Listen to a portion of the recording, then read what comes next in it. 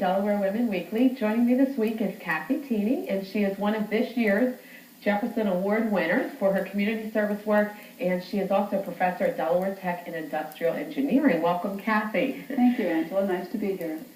With the Jefferson Award, can you tell me a little bit about that? What you know? I think someone nominates you. Yes. You must be nominated by someone in the community or in the state, and it's a national award overall, and then it's broken down, by state. And I really didn't pay a whole lot of attention. I certainly read it in the paper each year and thought how wonderful it was, but never did I dream I would be a recipient. Right. And it was started by Sam Beard of Delaware and Jacqueline Kennedy Onassis. And I always get Mr. Taft's first name wrong. I want to say William Taft, and I'm not sure.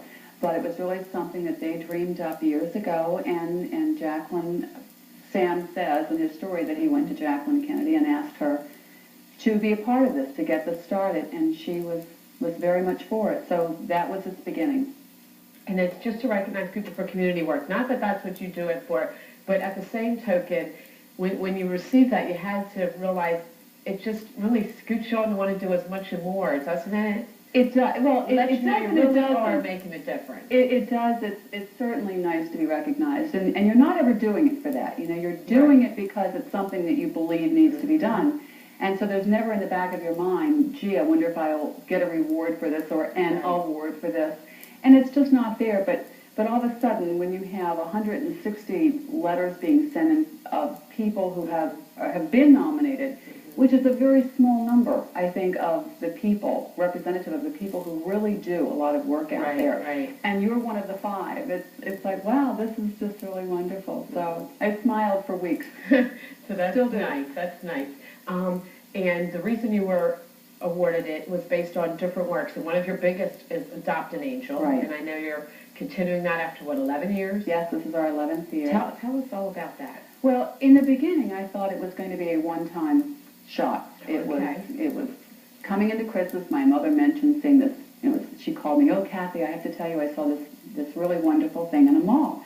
And she said they had a Christmas tree and they had little name tags, and they asked you to take a name tag of a child, shop in the mall, wrap the gift, bring it back, and they would deliver it to children of prisoners.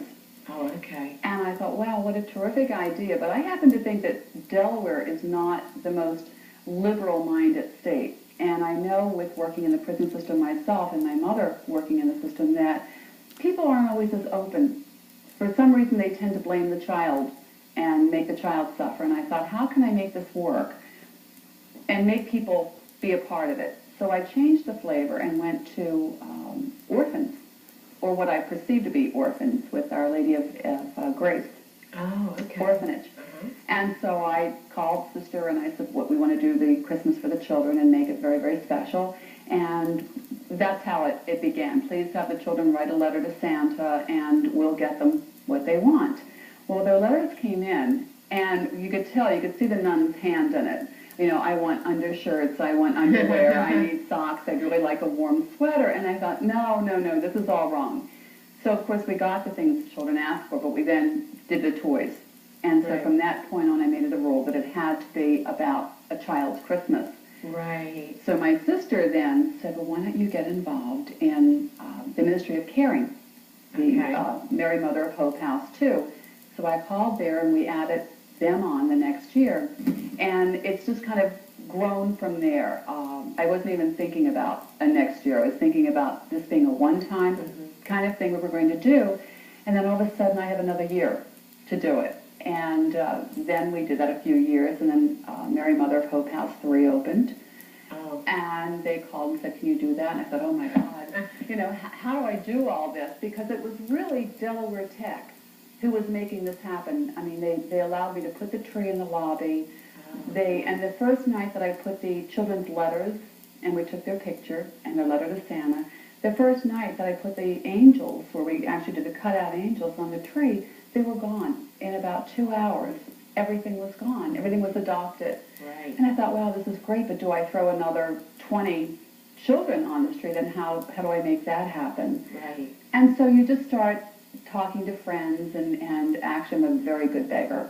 I am It's wonderful easy with when it's begging. for someone else. I can Absolutely. really, you don't, yeah. Yeah, I'm so proud. I have a hard time asking for anything, but when it comes to Right. adopt an angel or someone in need, I For a don't have any child. problem at all. Right. And so, here we are 11 years later, and when I started out with, I think we had 9 or 12 children, and this year we did 207 That's children. So, and again, it's their dream Christmas because they Right. get what they ask for, other than a child who wanted a house. So when someone adopts an angel and they're getting what they ask for, they must be in some similar price range. No. They're really not. So maybe I someone know. looks at it, depending on their budget, I can't afford this angel, I'll put it back, or... Exactly. Okay, well, They'll that's walk good. up and they'll say, gee, this is a little tea set. I can do this. And someone else will walk up and say, gee, this is a 10-speed bike. I can't do that. Or porta-cribs. We make sure that every infant receives a porta-crib and every child receives a sleeping bag. That's the one thing that I'm adamant about keeping on the list, because many times when they leave the shelter, they don't have a real place to go. They're going to move in with someone else. Right. And so to prevent the sleeping on the floor or things like that. But other than that, one year we did 13 10-speed bikes. We did the scooters. We do the big play school. I mean, they're dolls that are $100 and some because children don't know the Right. prices. They see television. They see what they want. Right. And so we get it. And we try to even things out. We'll get this list where someone wants a crayons and coloring book and a tea set and a stuffed animal. And then you have this other child that wants a Sega or a Nintendo or whatever. And so what we then try to do, and I have the most wonderful people who work with me on this. Stacy Brown is my main shopper. Okay. She does all of this. And so she'll say, well, this isn't fair, so we're going to add this to this list. So we'll make some modifications to make it even out a little bit more. Yeah, and then again, depending on their age, all they know are numbers. That's right. So you have that to be aware of. But I'm going to discuss your Adopt an Angel a little bit more, and I wonder what their Christmas would be like if you didn't do Adopt an Angel, what it was like previous to that, and we'll discuss that in your other community work right after this break, so stay tuned.